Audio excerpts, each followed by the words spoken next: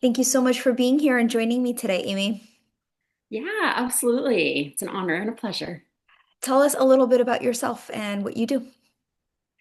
Yeah, so I always like to, I find that breast cancer is kind of a before cancer, after cancer. So I'll start there since this is a podcast, geared toward breast cancer and my experience. I am a mom first and foremost. I have three amazing boys that keep me very busy.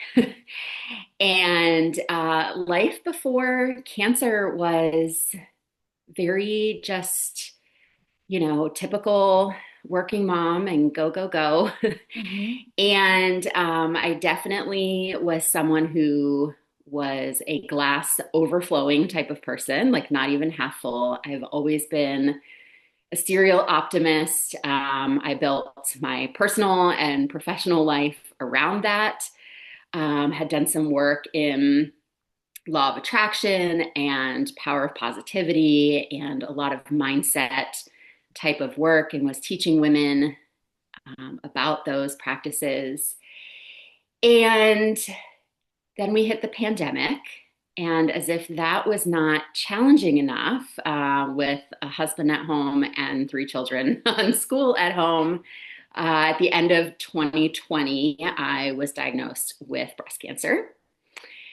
And I'm sure we'll get into the nitty gritty of that later. So I'll just leave it at that for now. But after, after being this really optimistic person, when I first was diagnosed, I was like, okay, I'm going to embrace cancer.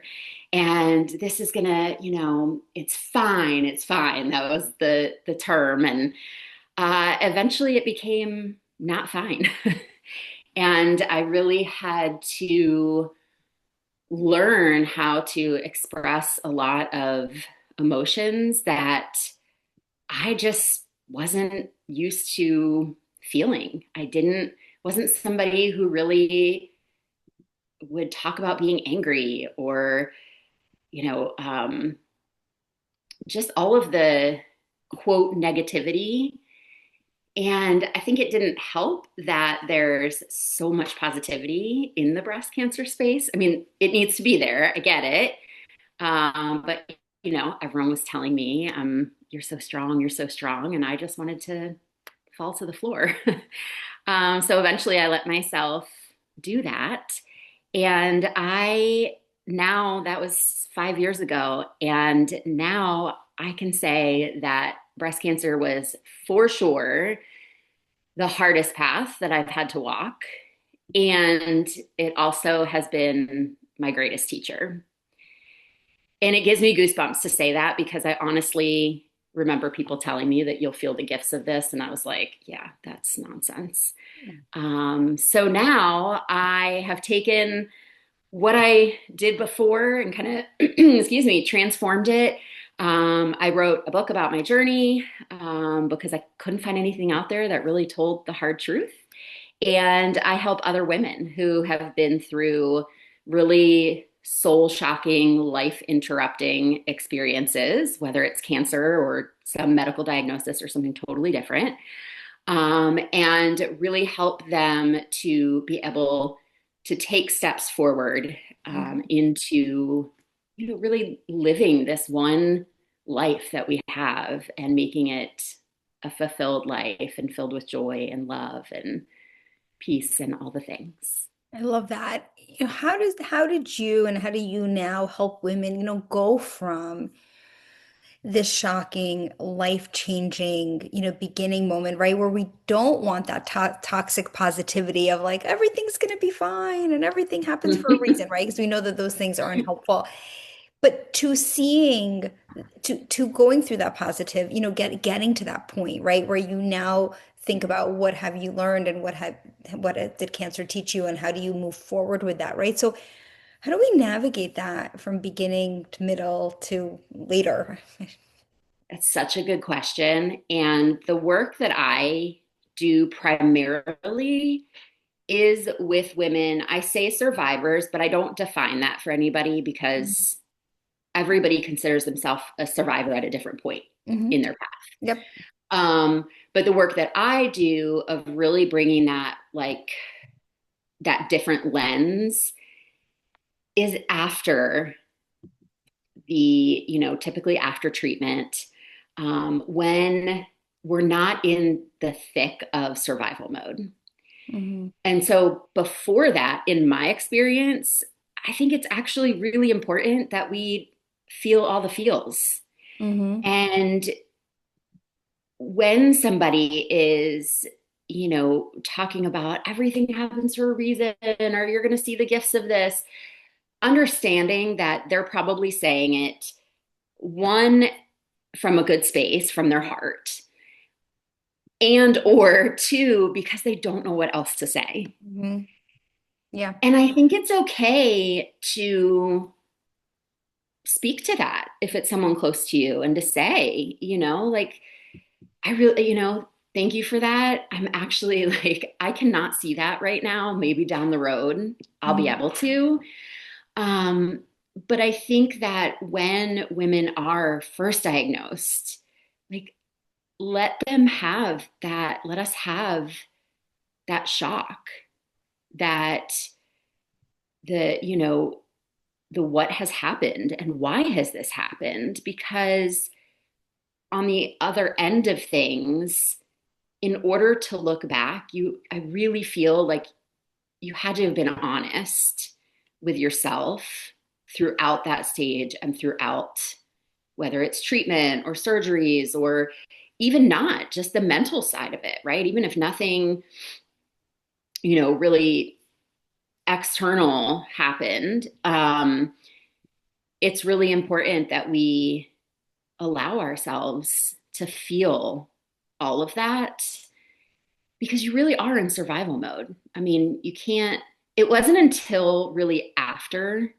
treatment and surgery and all the things, over a year later, that I was able to even, it was like this, I mean, it was an aftershock.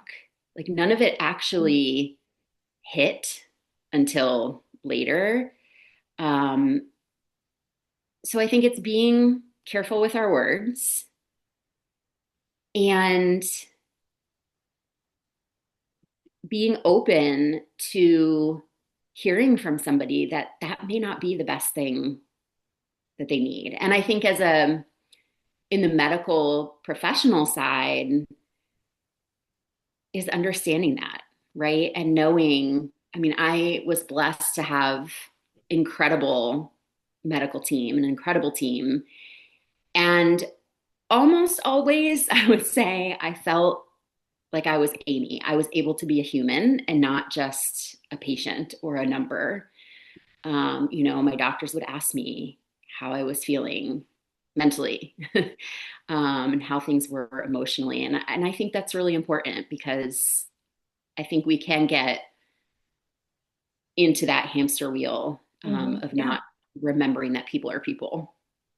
No, I think it's really true. And, I think the part that doesn't always show up in the doctor's office is you go there for 15, 20 minutes, right? We're going Yeah, through, oh, okay, what's this? Are you having mouth sores? Are you having hot flashes? Et cetera, right? The laundry list of questions. And, but outside of that 20 minutes, you have a rich and fulfilled and busy life that this is a priority, but it's also one of many priorities that people have, right? So how do we think of it? It's really has to be thinking of cancer care in the context of what someone's life is like. that's so true. And I appreciate you saying that too, because now doing advocacy work, I've met so many women who, clearly we all have different stories. This brings us together, it's a commonality. But even recognizing, like, meeting women who may have lived in, a rural area, and they didn't have the same care that I had here, like, just knowing within their life other things. And are they a mom? Are they a wife? Are they, just who are they as a person? And are they trying to juggle a career, or taking time away to heal their bodies and things like that. And even understanding them, I know it's hard, right? In those 15 to 20 minutes, but I think you can probably, I would think, I don't know, you tell me, like, can you get a sense of somebody, like whether they're really struggling or if they seem like it's like a false positivity, optimism? How does You that? can. I mean, I think it's easier in some situations than others. Body language is really important. Are people making eye contact? How do they, sometimes who are they with, right? So their relationship with whoever's with them is also helpful and guided. One of the things that I do in a new patient consultation, which is much longer than the 15 minutes, for follow-ups, but is really think about try to get a sense of what are they doing? What is their life like? Who do they live with? Do they have kids? Are they interested in having kids? Do they have grandkids? What does their day-to-day look like? Are they working, right? All of these things that Yeah. matter. And yeah, some of it is certainly on the surface. We're not going, but I think it is helpful to know, if I have somebody who, I have a patient who says, I have to pick up my grandkids every day at 3 o'clock. Okay, well, that matters, right? If we're thinking about chemo and scheduling chemo, is it feasible for that person to get here every day? Like those kind of things, I think are important to think about. But yeah, no, I think it can be hard. And I will say too, I mean, we've all been there, right? We've sat at the doctor's office and haven't been entirely honest, or haven't Mhm. asked all of our questions and then left and go, well, I didn't and actually get to talk about the things that I wanted to talk about. So I think it's got to be the doctor-patient relationship really has to be as honest as possible. It's a two-way street. I think it goes both ways, but it's Yeah. hard. And I do think we are in a day time and age where we have limited time, and I think that does create some constraints. Yeah, certainly. And I think on the patient side, understanding that too, Hmm. right? I Yeah. know we're going through a lot, and I don't think could have said that 5 years ago when I was in a state Hmm. of angst and frustration. But yeah, I mean, remembering, right? There's a reason that you're who you are and you're in your profession, and knowing, hopefully that's the doctor that someone goes to and ends up with is, I mean, I believe they are all wanting the best Yeah. for the person, but is able to have some of that connection. And I think too, I've learned so much about advocating for myself. I mean, I was never one to speak up in a doctor's appointment or most places.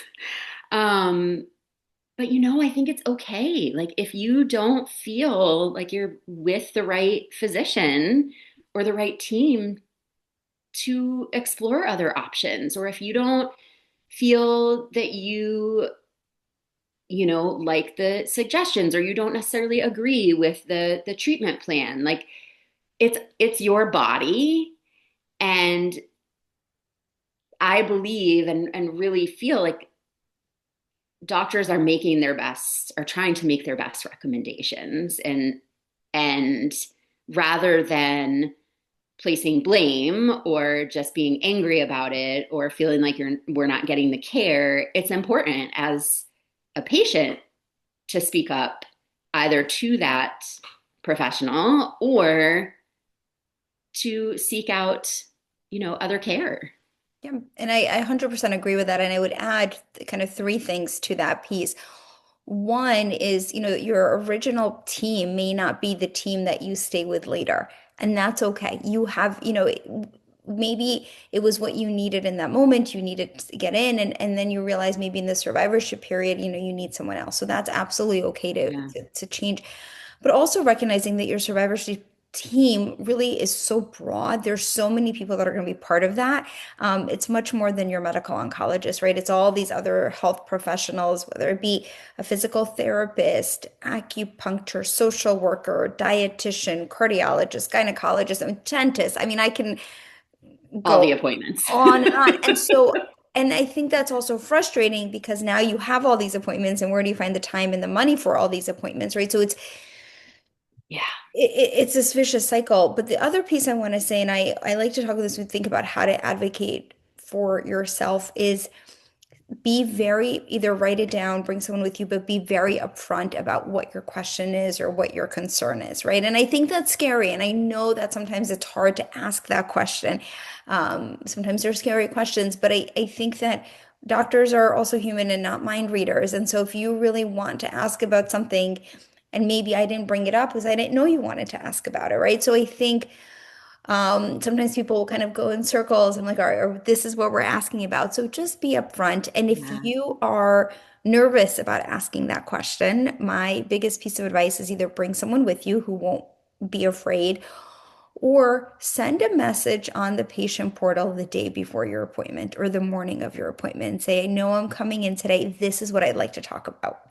That way, you've put it out there and you don't have to verbalize it, right? Because sometimes I see this a lot with sexual health. People are really nervous to bring up a sexual health question, especially if maybe their partner Mhm. is there. So, those are things you can kind of preempt the appointment a little bit if you know your doctor may not be, talking about that topic that time.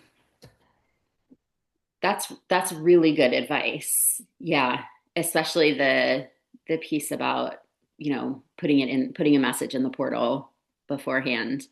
I know there's like a love-hate with Just love patient hate. portals, Yeah, but let's make something out of it and like use it for something good. exactly. So I'm curious, you mentioned that you had these aftershocks right after active treatment. Can you kind of talk about what those were? What, Yeah, what were they like and what triggered them or what sensations? Kind of get into that nitty-gritty a little bit, if you don't mind. yeah.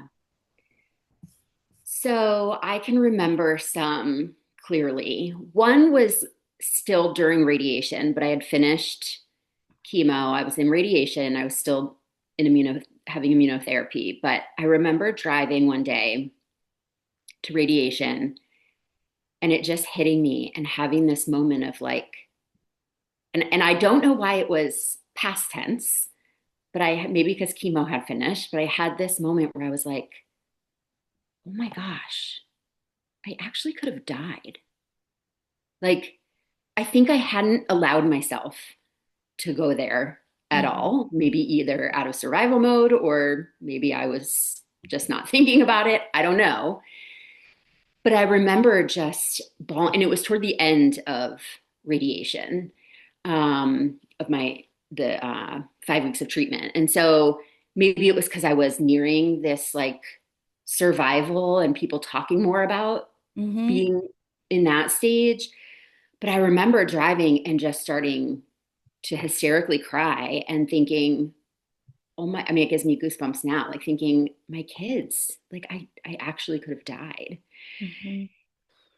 And that was like, yeah, soul shocking. And then another that I can remember clearly is I was cooking dinner and I remember sauteing onions and no idea what I was cooking, but I remember I was sauteing onions and something came over to me and I just fell to the floor in the kitchen. I was the only one home and I was like in a ball on the kitchen floor and almost like in a rocking, shaking kind of, and this feeling of all the fear of like, what now? And it was after treatment had ended and going, appointments less, right? Which is a bonus, but is also scary, not having a physician look at you all the time and having that moment of just hysterically this realization of this actually happened and I've now lost that innocence or that like naivety of that can't happen to me and the feeling of that means it can happen again and like where do I go from here Hmm. and just and not figuring it out in the moment, collecting myself, letting myself feel it, collecting myself. And I specifically remember the onions because I remember it was hard to stop the tears because I had these onions in front of me. Um, but yeah, I mean, it's like I can remember it and feel it like it was just yesterday. And I remember too, in that like aftershock, that after time, so much fear, so much self doubt, like questioning every decision I would make for myself. Because here I thought I was at my healthiest before cancer. I was doing, like air quotes, all the things that they tell you to Yeah. do, like Yeah. Hmm. walking, meditation, eating healthy, limiting Yeah. alcohol, like, all the Yeah. things. And yet I was diagnosed with cancer. And so you come out on the other side of like, okay, well, this doesn't add up. Like if I was doing all the things before Hmm. and I still was diagnosed with breast cancer, what the hell do I do now? Like, how can I trust any decision that I make? Um, and so really having to come to terms with that. And I think the other biggest like aftershock was my husband and I had things were very rocky before I was diagnosed, and I write about that in my book. Um, and I remember I mean, moving into survival mode, right? And that all kind of had to be put aside. And I will say he was amazing in the fact that I know he could have, and there are many stories I've heard where it would have just been too much for where we were, and he could have chosen differently. But he stayed there and was an integral part of my healing. And then coming out on the other side, it was this space of, okay, so now that's done. So now where are we? Hmm. And I think from other women I've spoken to, even if their marriage was in a great place before, you come out a changed human. And they're changed too, a partner or a parent or whoever, a caregiver is changed. And just that realization, that shock after of like, where do we go from here? How do we move forward? How has this impacted us as a partnership, and how are we each different from this? Um, and remember having those moments of like,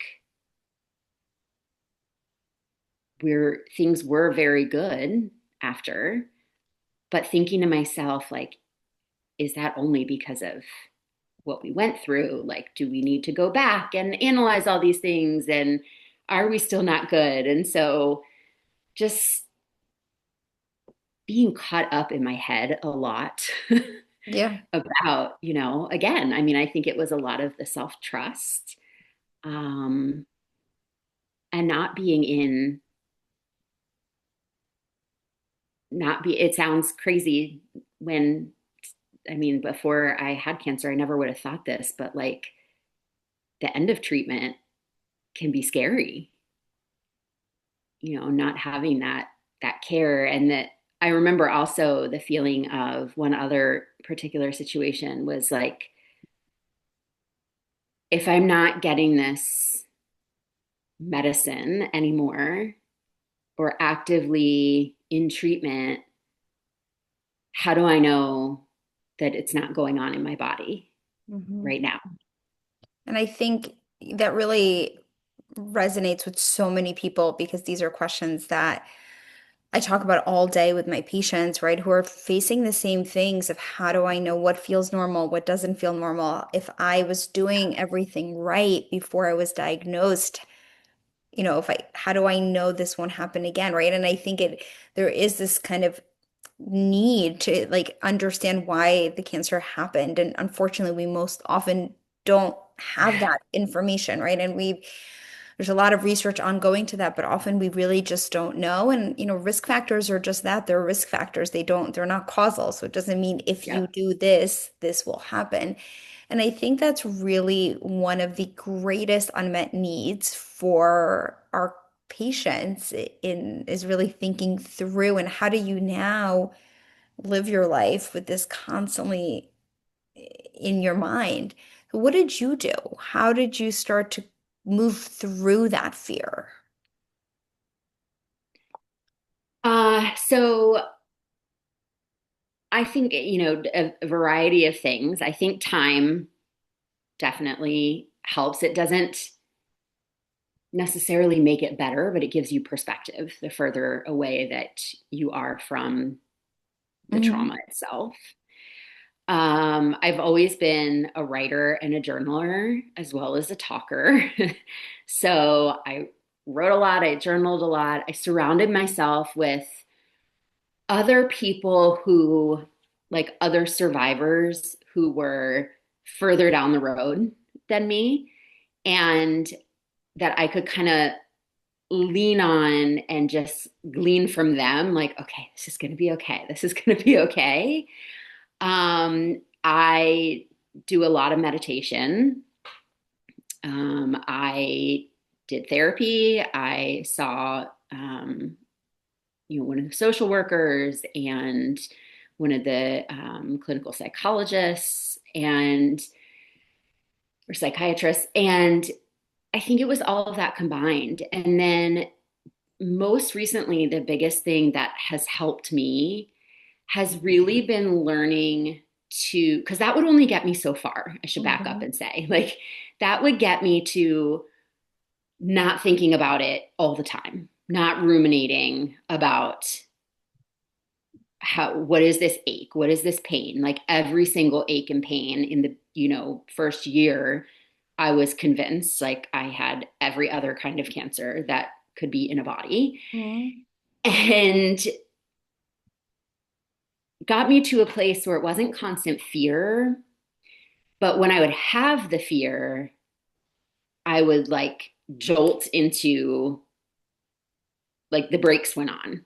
I Hmm. couldn't move forward because the fear was so overwhelming and I couldn't, even if I meditated, even if I talked it through, like I knew all those things, but it was still just there. And so learning, being on more of a spiritual journey and learning really about other systems within our body, like energetic systems, and really bringing all of that together into like my mental, my emotional, my physical, and my spiritual, and learning ways that I can tune into my body to remember who I am at the core and remember how this horrible traumatic situation has served me.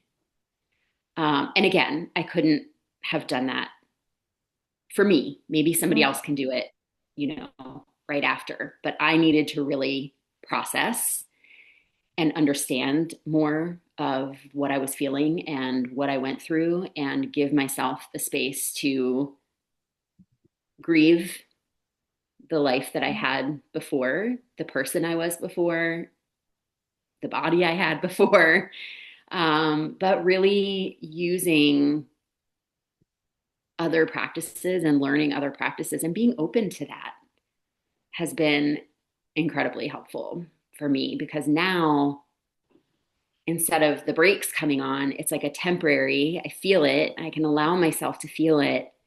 Then I have tools and practices that get me back on track because I can't stay there. Hmm. Can you talk about maybe some of the tangible tools that you utilize or practices that you utilize right when those feelings creep in that moment? You're somewhere, you're in a meeting, at a party, and something happens. What do you do?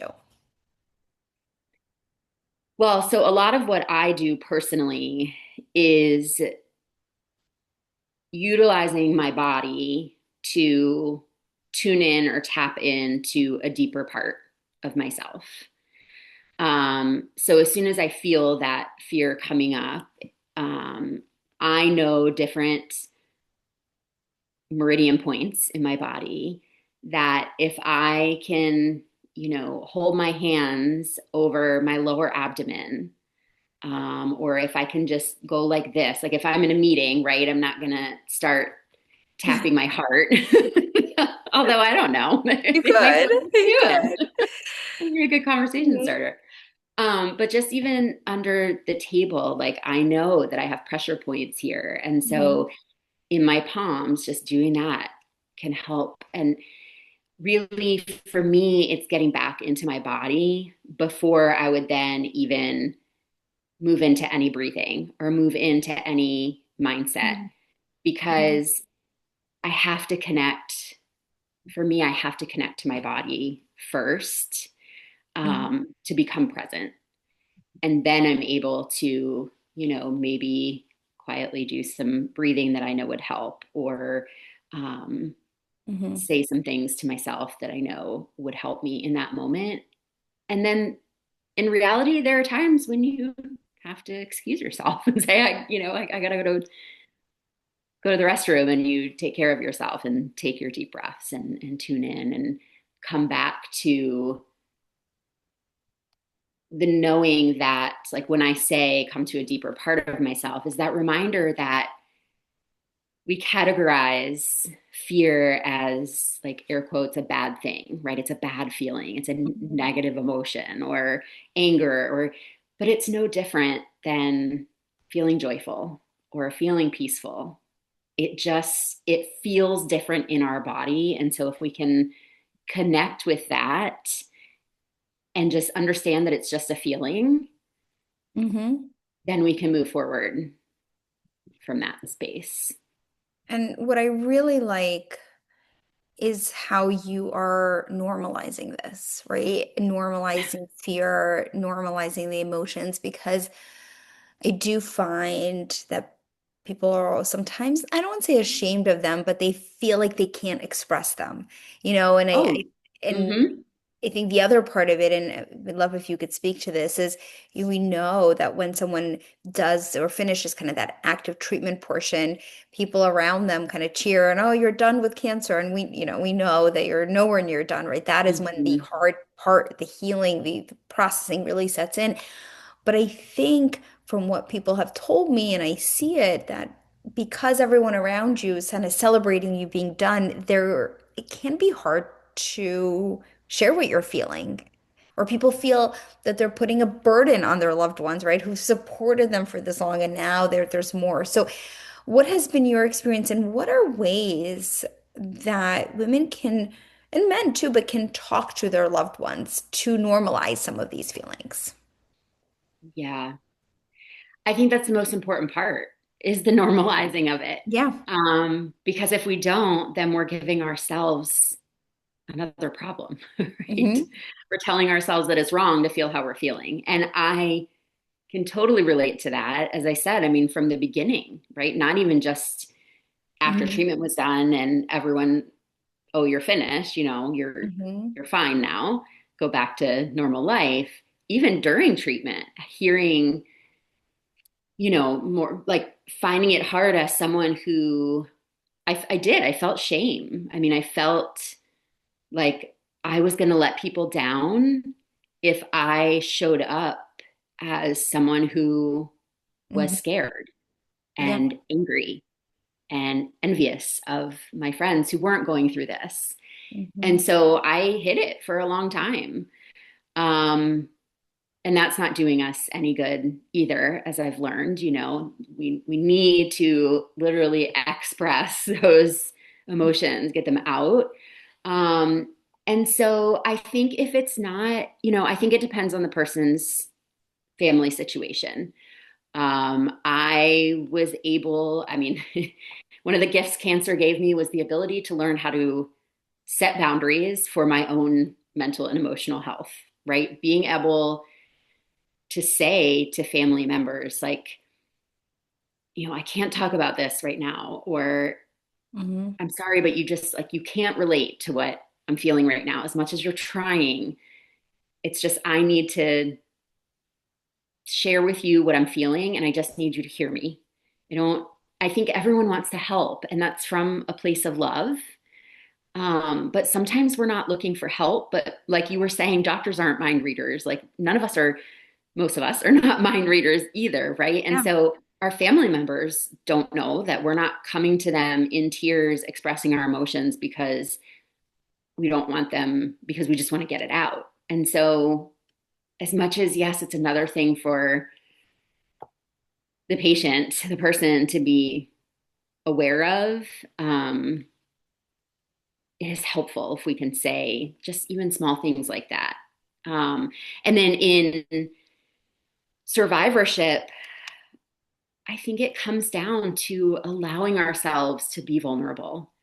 I mean, I'm part of a family where that I felt that was safe and that was okay. I know for some people that may not be the case, but if it's not your family, then finding, another survivor or asking your physician, if there's somebody, is there, like I've heard of, the peer mentors, and there's something, there's support groups. There's something I think that will fit right for each person. It might not be specifically their family, but like I said, I mean, going to therapy, the social worker who worked specifically in the cancer space was able to give me some some tips on how to talk to my family, that I've just shared, and like how to be honest and how to be vulnerable and not have to be the Hmm. strong one all the time.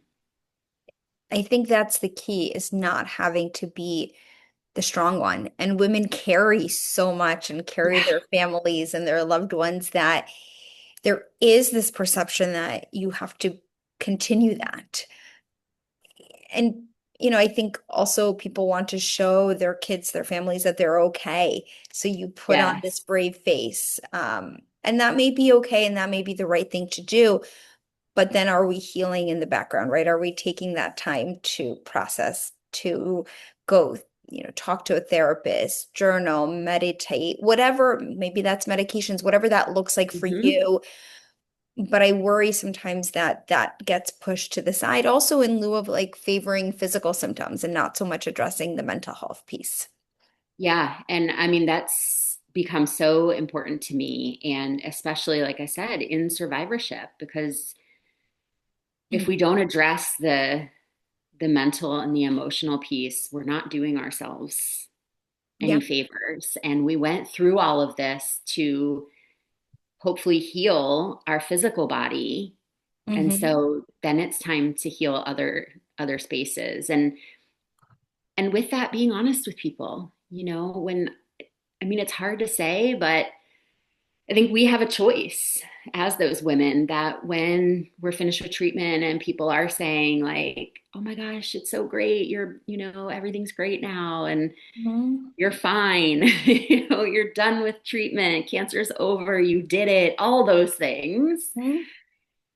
We have a choice that we can either say thank you or, go along with Yeah. it, Hmm. right? Or we can speak up and talk about how we're feeling in that moment and that we're actually really scared. Yeah. Or, yeah, treatment's over, but like I've realized that I think survivorship, like learning to be a new life might be harder than some of that. Um, and of course, doing that with the people that we Yeah. feel safe and comfortable. And I think this is an important point to stress that this also is very relevant for anyone who is living with metastatic cancer. And survivorship Yeah. starts at the day of diagnosis. And I know sometimes people use different, maybe use thrivers or, maybe use whatever different words.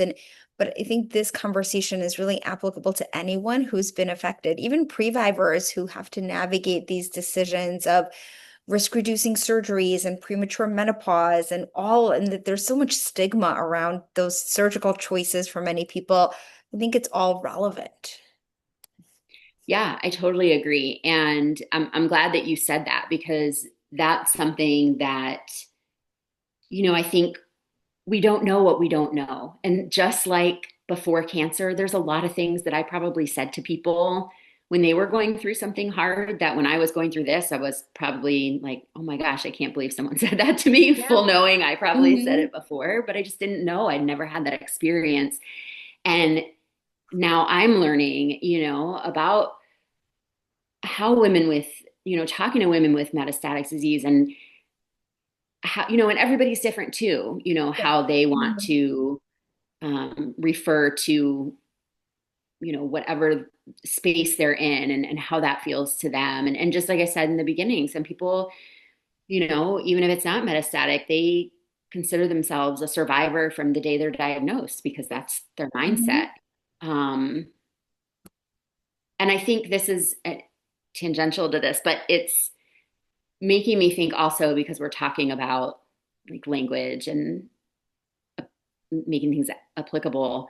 Um, I think there's also room for us to be really aware and conscious of the language that we use with women who are going through treatment. And for me in particular, like the whole fighting Mhm. language like that, like I had a real push pull with that because I was fighting, right? Like I was fighting for a lot.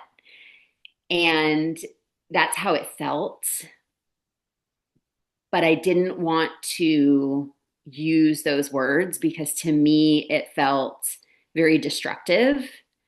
And I felt that, yes, I was fighting, but I was healing. And, everybody's different. There are some women who enjoy and want to be called, want to refer to themselves as a warrior or Mhm. strength or fighting. Um, but I think it's just having these conversations so that we know it's just like anything in the world. Like it's not a one size fits all scenario and just being conscious that there are different people who have different needs and different choices that they're making. Yeah, I 100% agree. I think the language that we use is so important. And sometimes, I mean, there's really been a push in the medical literature actually also to use really patient-centered language to get away from things that do imply blame and shame. There's this term, the patient progressed on their therapy, which we really don't use and don't recommend using because the patient didn't progress. The cancer has progressed or there's been disease progression, right? And Yes. so avoiding this kind of language that ties the person with their cancer and I think it's really valuable to make sure that we think about how we have these conversations. And I think it really helps separate. And for some people, I've asked this question before, and for some people, it becomes a cancer diagnosis becomes a big part of who their identity. And then for other people, it's not. And so that matters how we think about it. Yeah. And knowing and leaving space that it can change.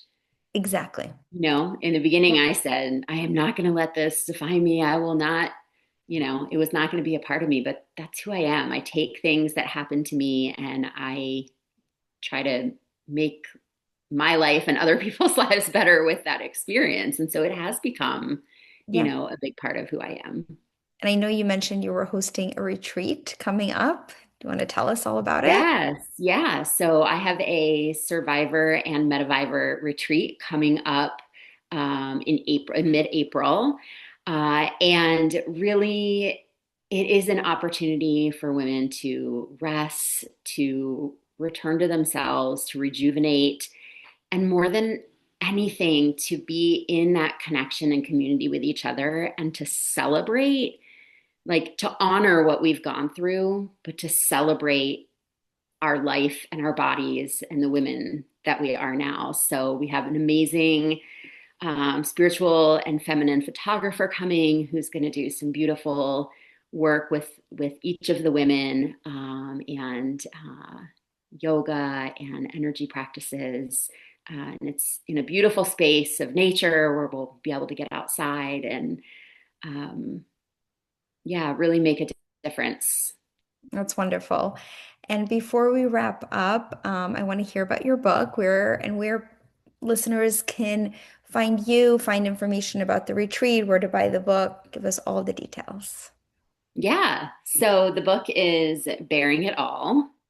That's my cover there. And as I said, it really is a reflection of my own experience and a very raw and vulnerable depiction of that.